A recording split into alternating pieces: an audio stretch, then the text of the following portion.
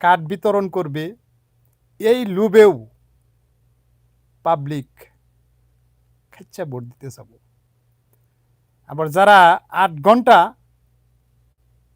কাজকে ৬ ঘন্টায় নিয়ে আসবে জামাতে, দাঁড়িপাল্লায়, ওনাদেরকেও পাবলিক কিন্তু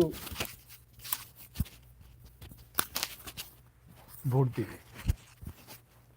আমরা কোন দেশে যাইব, কোন রাস্তায় যাইব? আমরা ১০ টাকা কেজি চাউল চাই না, আর কাঠও চাই না। ৮ ঘন্টা কাজের বদলে ৬ ঘন্টা কাজও চাই না, আমরা ৮ ঘন্টা কাজই করবো, ন্যায্য মূল্যে জিনিস কিনা খাবো। কিন্তু আমরা চাই আমাদের দেশ ভালোভাবে চলুক, আইন কানুন ভালো হোক,